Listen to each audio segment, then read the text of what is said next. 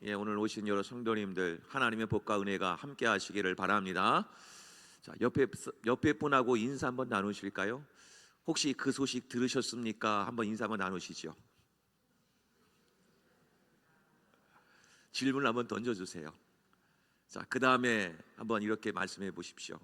하나님이 당신을 무진장 사랑하신답니다.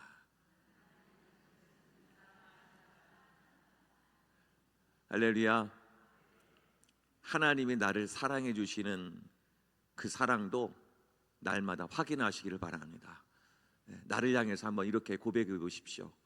참 잘했어요. 한번 인사 한번 하실까요? 내 자신에게 시작. 참 잘했어요. 내 자신에게도 칭찬을 해 주십시오. 남을 축복해 주는 것도 중요하고 남에게 기도해 주는 것도 참 중요하지만 내 자신을 아끼고 사랑하는 것도 훈련입니다. 그래서 늘 내 자신을 자꾸 깎아내리는 것도 그것도 좋지 못합니다. 하나님 안에서 나는 자녀이고 나는 하나님의 백성인 겁니다. 그러니까 내 자신을 자꾸 하나님 안에서 세우십시오. 그렇게 하면 내 영적, 마음적 그 모든 건강도 하나님이 지켜주실 줄로 믿으시기를 바랍니다. 우리 성경 여러분, 수용체라는 말을 혹시 들어보셨습니까? 수용체, 영어로는 리셉터라고 하는데요. 이 수용체라는 것은 화학이나 양리학에서 주로 사용되는 개념입니다. 그러니까 우리 몸속에 이런 약 같은 것을 우리가 먹게 되면 그 약이 우리 몸속에서 소화를 해서 원하는 곳에 가서 약효를 발휘를 해야 되지 않겠습니까? 그러면 그 약이 원하는 곳까지 가서 약을 이렇게 뿌리면 그 약을 받아들여야 우리 몸에서 이걸 치료가 되고 움직일 수가 있게 됩니다. 그러니까 우리 몸속에는 여러 단백질 구조가 있는데 그 중에 하나가 바로 이 수용체라고 하는 단백질 구조가 있다고 합니다. 그러니까 우리는 아무리 좋은 약이라도 이 수용체가 발달되어 있지 않으면 그 약은 우리 몸속에서 있다가 그대로 배설돼서 그냥 나갈 수밖에 없다는 겁니다. 그래서 신약을 개발하는 많은 제약회사들이 가장 또 중요하게 여기는 부분이 이 수용체와 약을 어떻게 결합시키느냐, 원하는 곳까지 내려가서 그 약을 뿌렸을 때 그곳에 있는 수용체들이 그 약의 성분을 잘 이렇게 흡수해서 그 연약한 부분을 고치고 회복하는 일에 사용되게 하는가, 그 여부가 굉장히 중요하다고 합니다. 사람에게 있어서도 똑같이 영적으로 수용체 역할을 하는 곳이 있습니다. 그것은 바로 마음이라고 합니다. 마음. 사람의 마음의 상태가 어떠하느냐에 따라서 마음과 육체의 모든 곳에 영향을 끼치기 때문이죠. 그래서 성경에는 마음에 관한 말씀들이 많이 나오고 있는 이유가 바로 그것입니다. 아무리 마음이 이렇게 내 마음이 좋지 못하면 좋은 것이 내 생각이 들어와도 그 생각들은 금세 사라지고 맙니다. 그러나 내 마음이 건강하면 작은 말씀이라도 그 말씀에 반응을 하기 시작을 합니다. 좋은 것으로요. 그러니까 사람의 마음이 얼마나 중요한지 우리는 늘 깨닫고 있어야 됩니다. 그런데 오늘 본문의 말씀을 보니까 마음의 완악함에 대해서 오늘 성경은 말씀하고 있습니다. 완악하다. 이 완악하다라고 하는 말은 국어사전적 정의를 보니까 성질이 억세고 고집스럽고 사납다. 그것이 완악하다라고 얘기를 합니다. 그런데 성경은 이 완악하다라는 말을 이렇게 단순하게 끝내지 않습니다.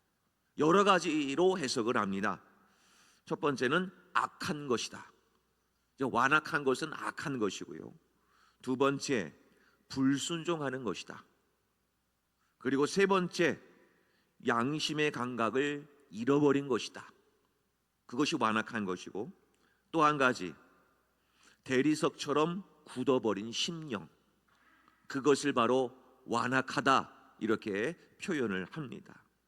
자, 오늘 본문의 위치는 지금 어떠한 상태냐면 하나님께서는 이제 다음 시간부터는 10가지 재앙을 하나님이 애굽 땅에 내리실 겁니다. 그런데 내리실 때마다 성경은 늘 반복되어 사용하는 언어가 하나 있습니다. 바로 왕의 마음을 완고하게 하사, 강팍하게 하사, 그 재앙을 또다시 겪게 만들다라는 것이죠. 그만큼 이 바로 왕의 마음을 완악하게 만드는 이 마음에 관한 이야기가 나오는 것이 오늘 출애굽의 모든 재앙들의 역사의 내용들입니다. 그러니까 우리는 다음 시간부터 10가지 재앙을 보기에 앞서서 이 바로 왕의 마음 구조인 완악함이라는 주제를 가지고 오늘 살펴볼 수 있기를 원합니다. 자, 오늘 본문의 3절과 4절 말씀을 같이 한번 읽어보겠습니다. 본문 3절과 4절입니다. 같이 읽겠습니다. 시작.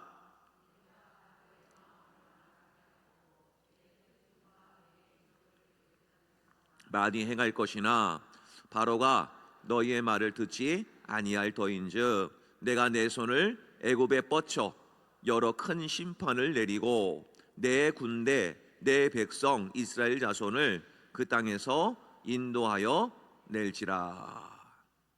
하나님께서 말씀합니다. 하나님께서 애굽에 여러 재앙을 내리실 거지만 애굽의 바로 왕은 마음이 완악해져서, 마음이 강팍해 돼서 하나님 말씀을 듣지도 아니할 것이다. 그러니까 마음이 완악해지면 하나님 말씀도 듣지도 않는다는 겁니다. 아무리 좋은 말씀이 바로 왕의 귀 속에 들어가도 그 마음이 완고하고 고집세고 바로 왕이 강팍해 되니까, 완악해 되니까 좋은 말씀도 듣지 못하는 것이 된다는 것입니다. 그러니까 지금 오늘 이 바로 왕의 완악함이라고 하는 것이 있어서 우리 마음속에 있는 수용체가 제대로 작동하지 않는다는 것을 오늘 본문에서 시작을 하면서 열고 있습니다. 성도 여러분, 그렇다면 지금 나의 마음은 어떠하십니까? 어떠한 말씀이 내 마음에 들어와도 내 마음 속에서는 아멘으로 받아들여지는 마음이십니까? 아니면 아무리 좋은 말씀이 내게 들어와도 그 말씀이 전혀 내 귀에 들리지 않으십니까?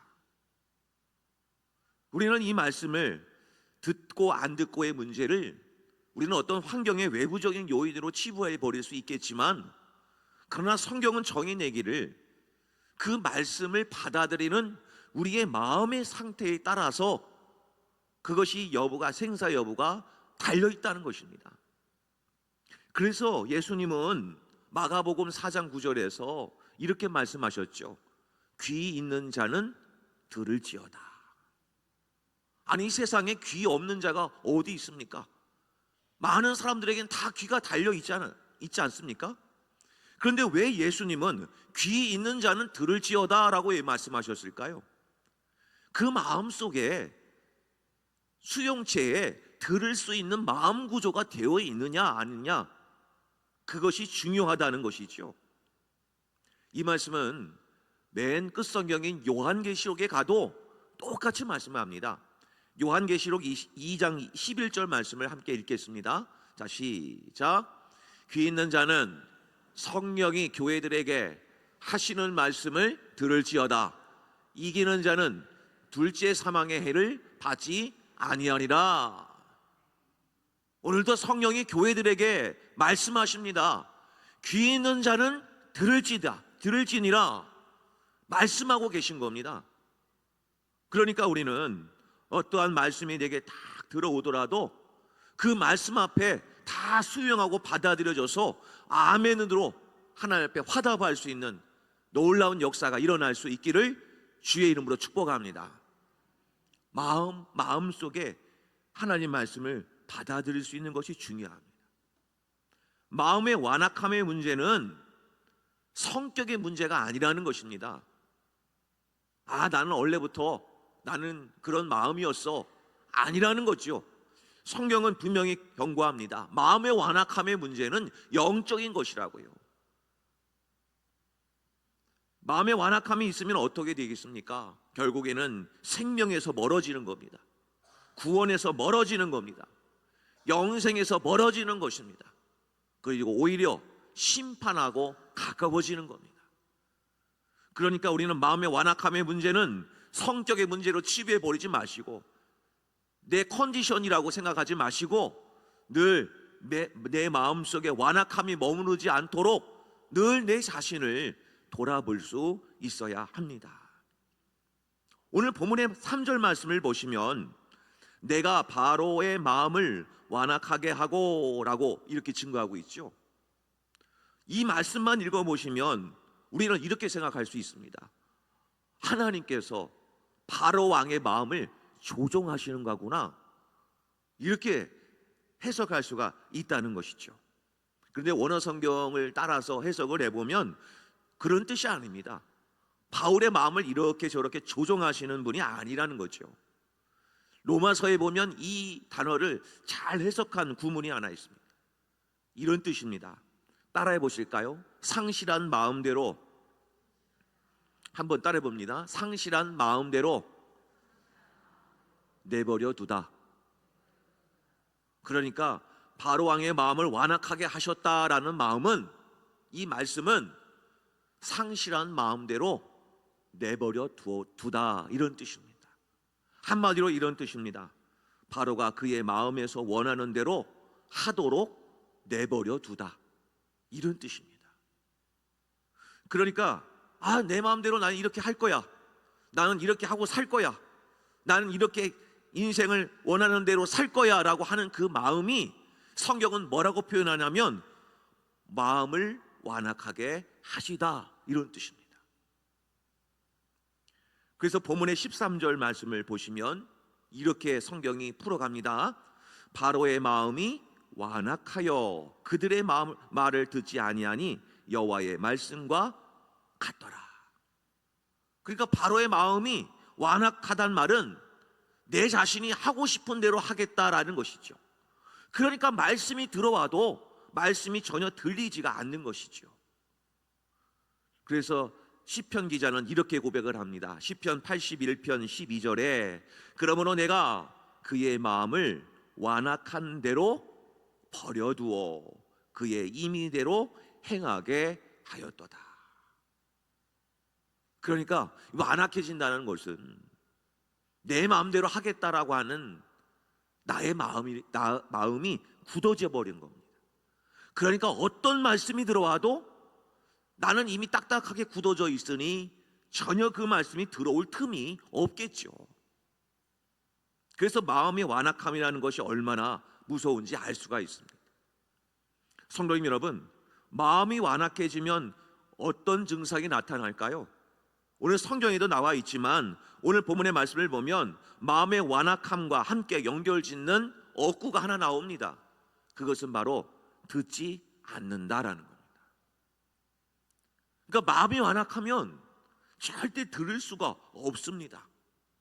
완악한 마음이란 들으려 하지 않는 마음, 배우려 하지 않는 마음, 이해하려고 노력하지 않는 마음이라고도 합니다. 그러니까 마음이 완악하면 듣지 않을 뿐더러 배우려고도 안 합니다. 내가 다 알고 있다고 생각하기 때문에, 그리고 내가 모든 것을 이해한다고 생각하기 때문에 남을 이해하려고 노력하지도 않습니다. 그러니까 마음의 완악함의 문제는 여러 문제를 일으킨다는 것이죠.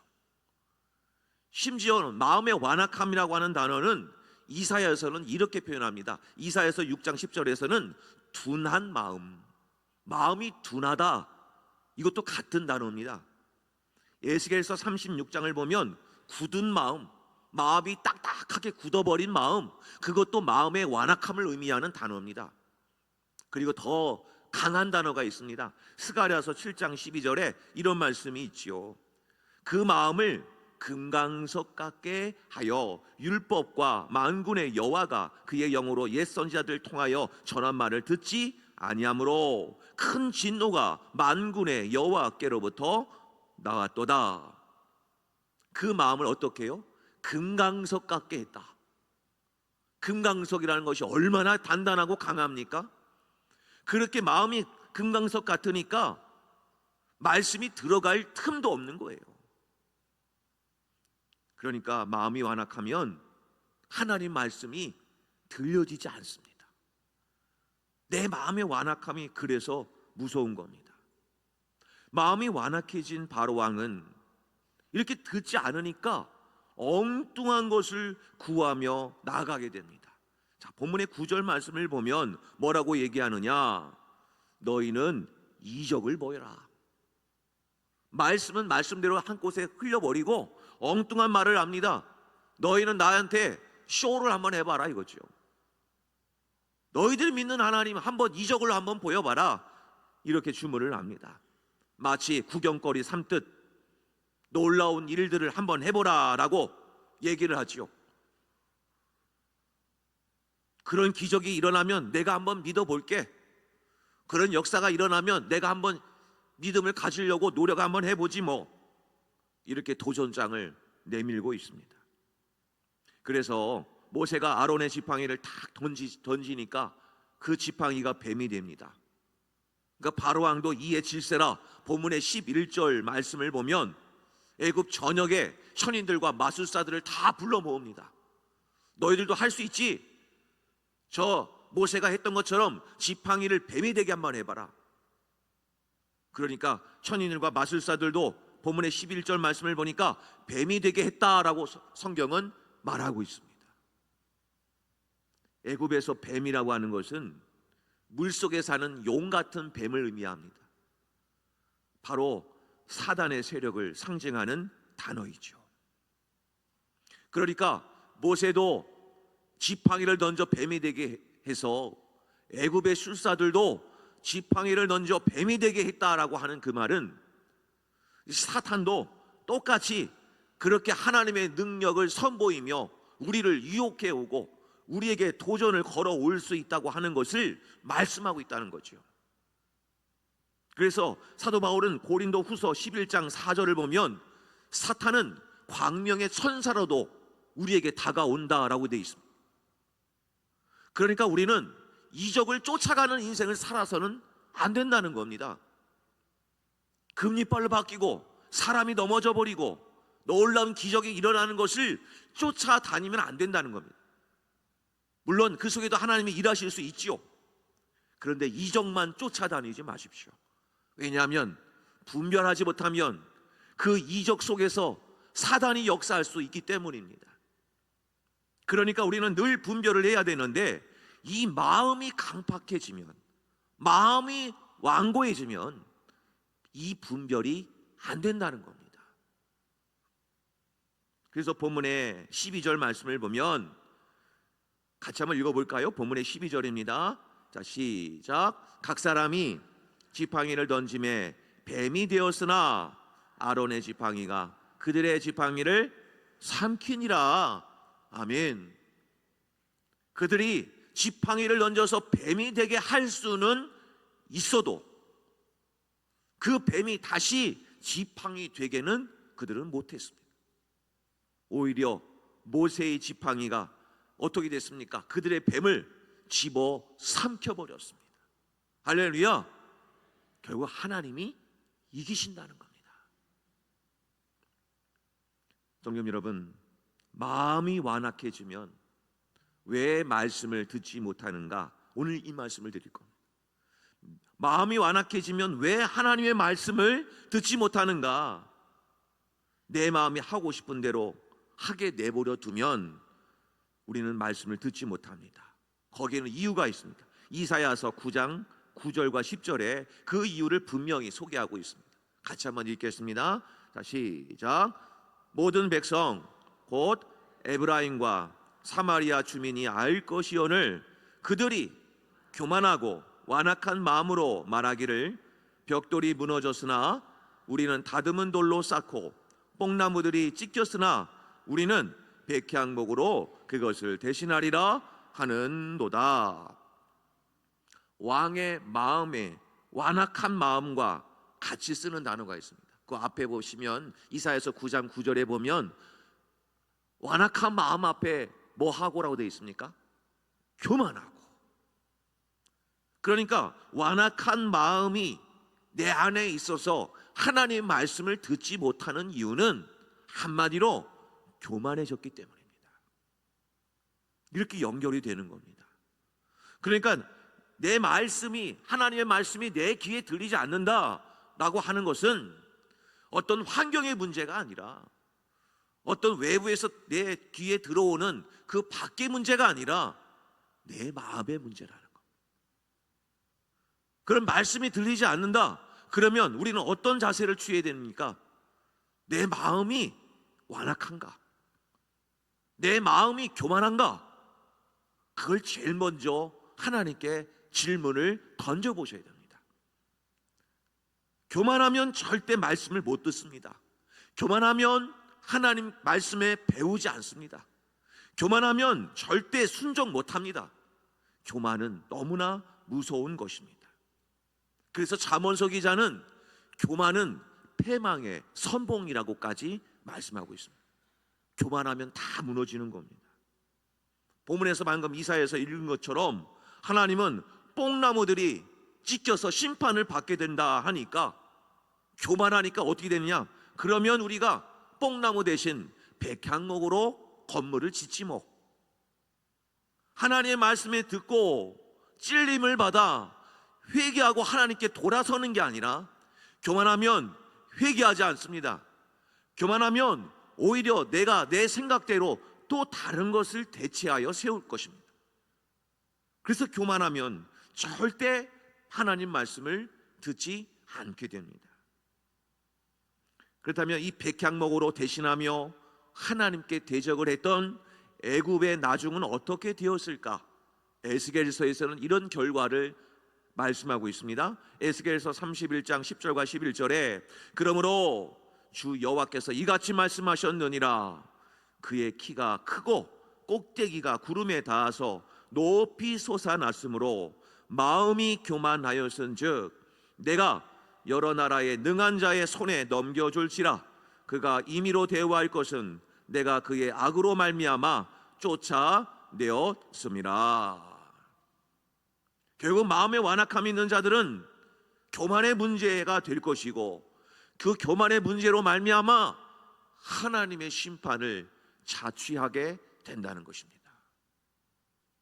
성경은 어디를 보더라도 교만한 자는 반드시 심판을 받더라고요. 그러니까 우리는 마음의 완악함의 문제는 그냥 성격의 문제로 치부해서는 안 된다는 겁니다. 마음의 완악함과 교만의 꼭대기는 어디와 연결되어 있는가? 이것이 중요합니다. 마음의 완악함과 교만의 꼭대기는 무엇과 연결되어 있는가를 잘 보셔야 됩니다. 바로 이 문제와 연결되어 있습니다. 바로 죄입니다. 죄. 결국 교만한 이유는 죄 때문입니다. 죄의 역사로 우리가 교만한 것이죠. 아담과 하와가 선악과를 먹은 그 죄로 말미암아 우리는 이런 원죄로 이런 고통과 고난을 겪고 있지 않습니까? 모든 것은 다 죄입니다.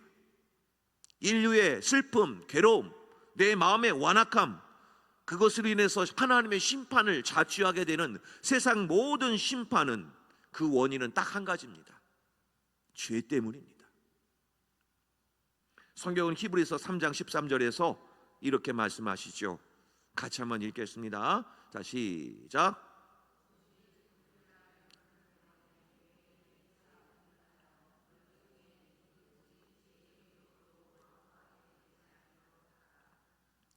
오늘 죄의 유혹으로 완고하게 되지 않도록 하라. 그러니까 우리의 마음속의 완고함, 완악함이라고 하는 문제는 바로 죄의 유혹으로 비롯된 것임을 히브리서 기자는 아주 명확하게 기록하고 있습니다. 그러니까 죄 때문에 하는 겁니다. 끊임없이 죄는 우리에게 유혹을 해서 마음의 완악함과 고집스러움을 늘 유지하고 하나님의 말씀을 듣지 못하도록 만든다는 겁니다. 죄 때문입니다. 그러므로 오늘 본문의 진짜 그림을 이제 완성해 드리고 싶습니다. 왜 하나님은 모세와 아론을 통해서 놀라운 기적을 지금 몇 번씩이나 보여줍니까? 지팡이를 던져라, 뱀이 되게 했습니다. 여러 가지 기적을 바로왕 앞에 몇 번씩 나갔는데도 불구하고 왜 바로왕은 하나님이 살아계심과 그 능력을 바라보지 못하고 끝까지 완고해져서 이런 심판을 자취하는 것일까요? 오늘 본문에서는 특별한 얘기가 안 보이는 듯합니다. 그냥 완악함이라고 하는 주제밖에 더 이상 보이지 않습니다. 그런데 오늘 본문에 숨겨진 것을 발견했죠? 죄 문제라는 것을 우리는 알았습니다. 그래서 이 죄는 항상 그의 얼굴을 들이대면서 우리에게 계속해서 도전장을 걸어올 것입니다. 틈만 나면 죄가 들어와서 우리 바로왕의 완악함처럼 우리 마음을 딱딱하게 굳어버리게 만들 여러 유혹들을 우리에게 던져줄 것입니다. 그러면 우리는 이 문제 어떻게 해결해야 될까요? 바로왕도 어떻게 이 교만이 깨졌습니까? 이스라엘 수많은 백성들도 그 마음의 완악함이 어떻게 해서 깨졌을까요? 그 원인을, 그 해결책을 오늘 제시해 드리겠습니다. 조금은 강한 해답이지만 한번 따라해 보실까요? 해결책입니다. 피맛을 보아야 합니다. 너무 강해서 따라하기 힘드십니까? 다시 한번 해볼게요. 피맛을 봐야 됩니다. 진짜 피맛을 봐야 됩니다. 죄 문제 해결하려면 누구의 피일까요? 예수 그리스도의 보혈로. 오늘 그 얘기하는 겁니다. 바로왕의 마음의 완악함의 문제를 다루면서 오늘 본문에는 전혀 등장하지 않는 한 단어가 하나 있습니다. 예수님의 보혈. 왜 이렇게 바로왕의 마음이 돌려지지 않을까? 이렇게 수많은 기적과 이적을 보여주고 또 보여줘도 왜 많은 사람들이 하나님께로 왜 돌아오지 않을까? 그 이유는 죄 때문인데, 이 죄 문제를 해결하기 위해서는 오직 예수의 보혈의 피만 필요하기 때문에 오늘 그 말씀을 우리들에게 보여주고 있는 겁니다. 봐라. 아무리 그런 기적과 이적을 보여줘도 죄 때문에 저들이 돌아서지 않아. 인류의 모든 문제는 바로 다 이 문제는 죄 때문인데, 이 죄 문제, 인류의 끊임없는 문제를 해결할 수 있는 방법은 기적을 보여줘서가 아니다. 예수님의 보혈의 피만이, 예수님의 십자가만이 이 지긋지긋한 죄의 문제를 한꺼번에 해결할 수 있다. 이거를 가르쳐주기 위해서 출애굽의 애굽의 이 10가지 재앙의 이야기를 말씀하고 있는 겁니다. 이 문제는 하나님께서 보내주신 독생자 예수 그리스도 외에는 아무것도 이 죄 문제 해결할 수 없다는 것을 우리에게 가르치고 있는 겁니다. 저는 이 말씀을 묵상하면서 이 본문에서 가장 엑기스를 뽑아냈을 때, 하나님이 이 말씀을 제게 팍 치고 들어오셨을 때 너무나 감사했습니다. 설교 제목을 정해놨지만 이 완악함의 문제를 어떻게 풀어가면 좋겠습니까? 하나님, 그냥 듣지 않는다고만 끝낼까요? 그래서 잘 들으세요 이렇게 얘기하면 끝날까요? 하나님? 근데 이 말씀과 씨름하면서 자꾸 거슬러 올라가 보니까 결국 예수님이 보이기 시작했습니다.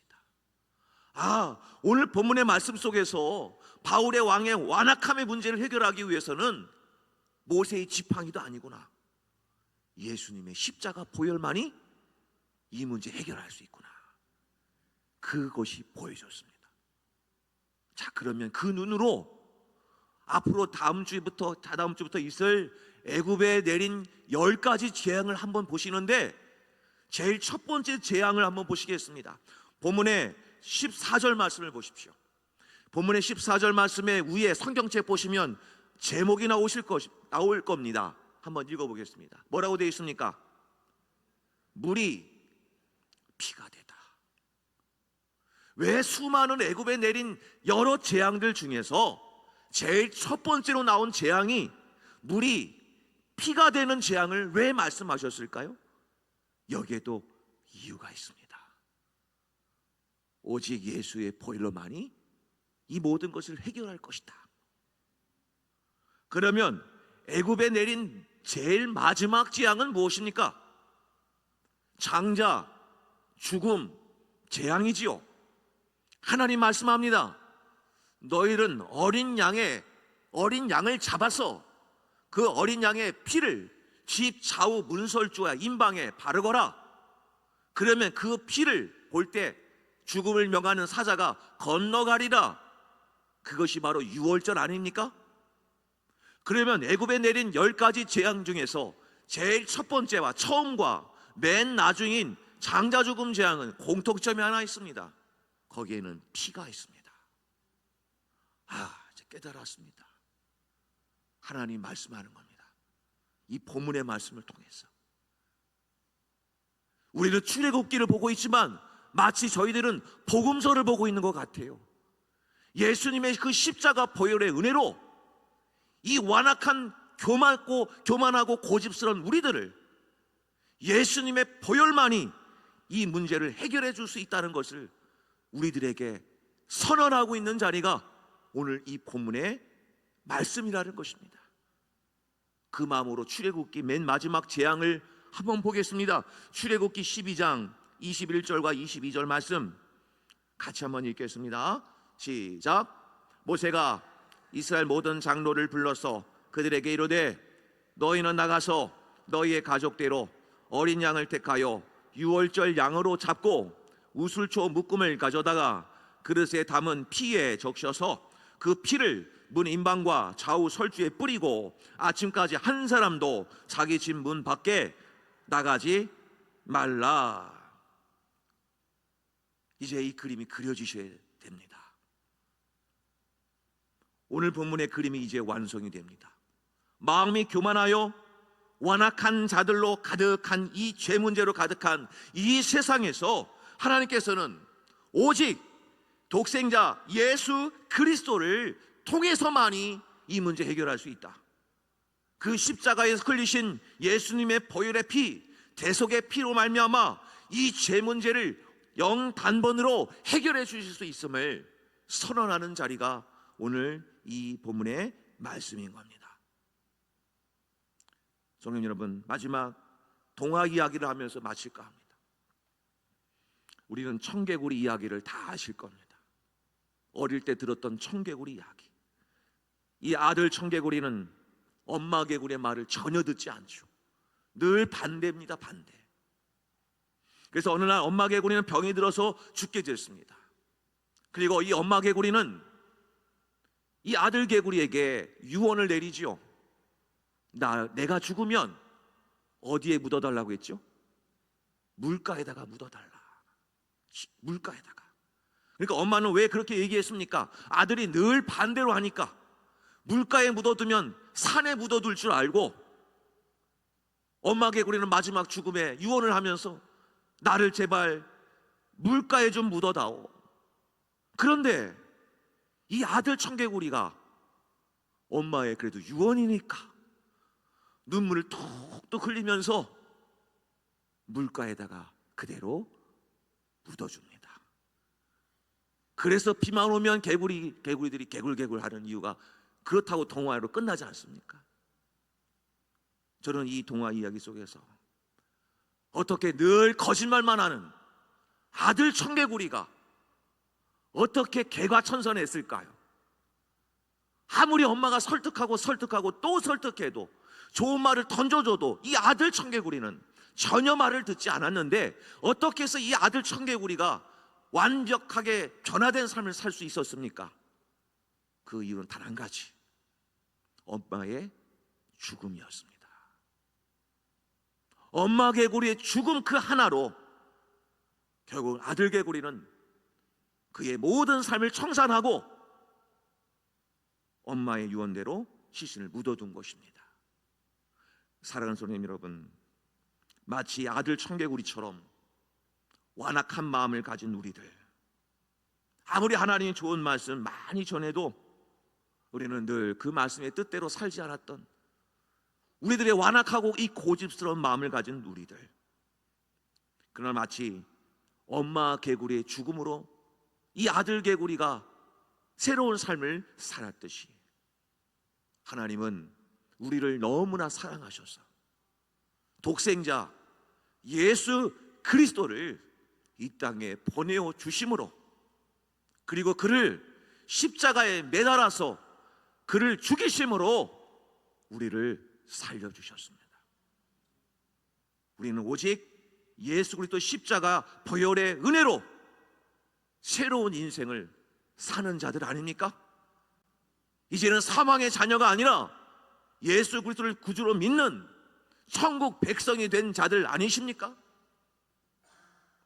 그러므로 우리는 모든 삶의 중심을 어디에다 맞추셔야 되냐면 오직 예수 그리스도, 예수의 보혈만이 우리 마음의 완악함의 문제를 다 해결해 줄 수 있다는 것을 기억하셔서 늘 예수를 바라보는 인생, 예수를 의지하는 인생을 살아가시는 우리 성도님들 되시기를 간절히 소망합니다. 우리 찬양을 한번 불러봤으면 좋겠습니다. 보라, 너희는 두려워 말고.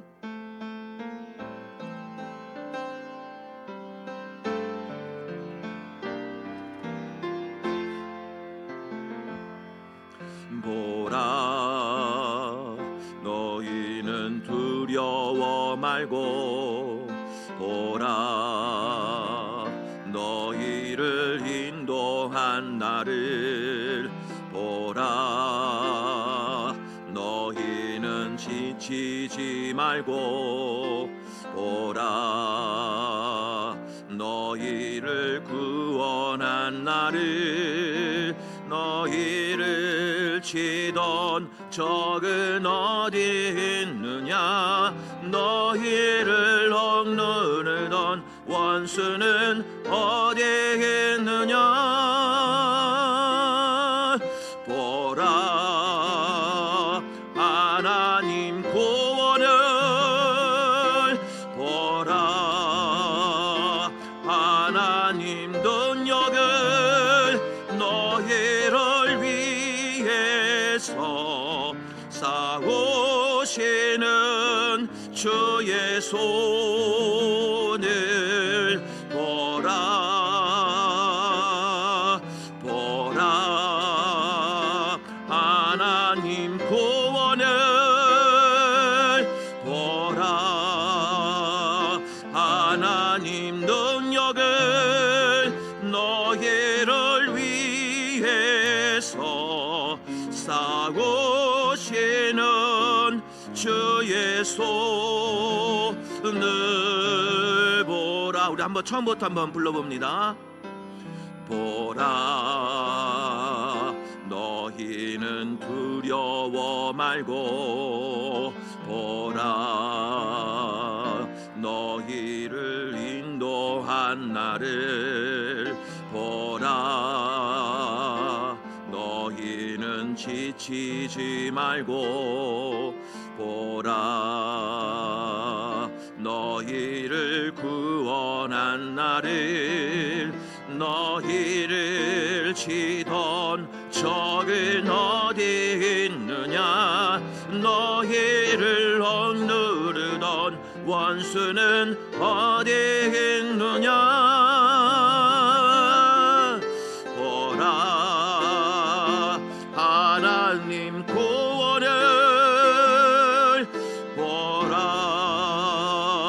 하나님 능력을 너희를 위해서 싸우시는 주의 손을 보라.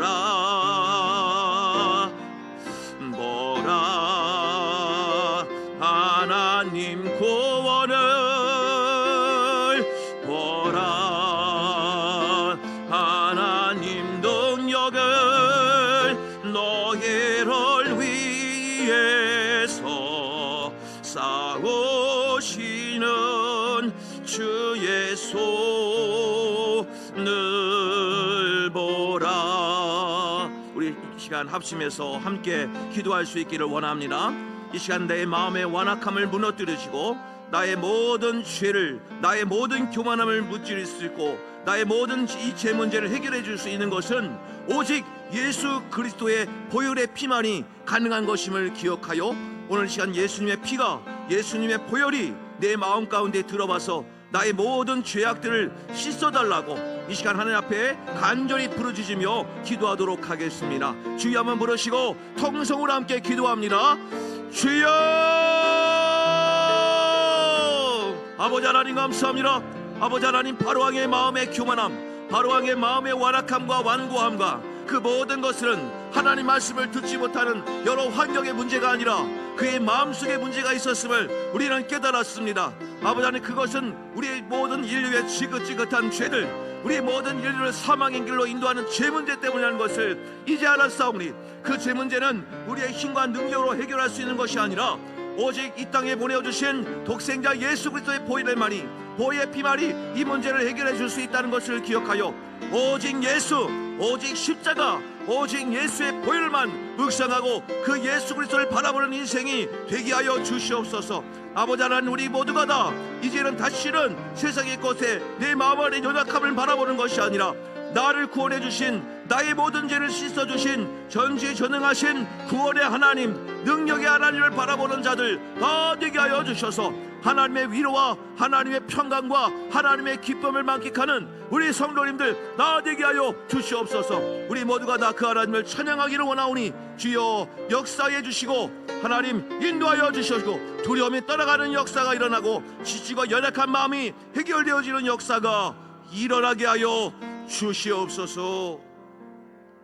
하나님 아버지, 바로왕의 마음의 완악함과 완고함의 문제, 그 교만함의 문제는 저 밖에 있는 문제가 아니라 바로 우리 안에 있는 문제였음을 바라봅니다. 바로 내 안에 있는 죄 문제, 이 뿌리 깊은 죄 문제 때문에 우리는 이런 여러 가지 어려움을 겪는 것입니다. 그러나 우리 스스로의 노력과 어떤 지혜로 이 죄 문제를 해결해 줄 수 있는 것이 아니라 오늘 본문의 말씀을 통하여 저희들 한 가지 놀라운 복음을 발견합니다. 오직 예수 그리스도의 보혈에만이 이 모든 문제를 해결해 줄 수 있음을 믿사오니 오늘도 우리의 모든 삶 앞에, 절망과 두려움 앞에, 나의 지치고 연약함 앞에 오늘 이 말씀을 붙들기를 원합니다. 예수님의 보혈로 치료하여 주시옵소서. 예수님의 보혈로 씻어 주시옵소서. 그리하여 나를 향한 모든 치던 적들, 모든 원수들이 다 물러가게 하여 도와주시고 나의 연약함이 오히려 하나님의 강함되게 하여 주셔서 구원의 하나님, 능력의 하나님을 바라보는 우리 성도님들 되게 하여 주시옵소서. 한 주간 동안 예수님의 보혈로 가득한 한 주간이 되기를 원하오며 예수님의 이름으로 기도하옵나이다. 아멘.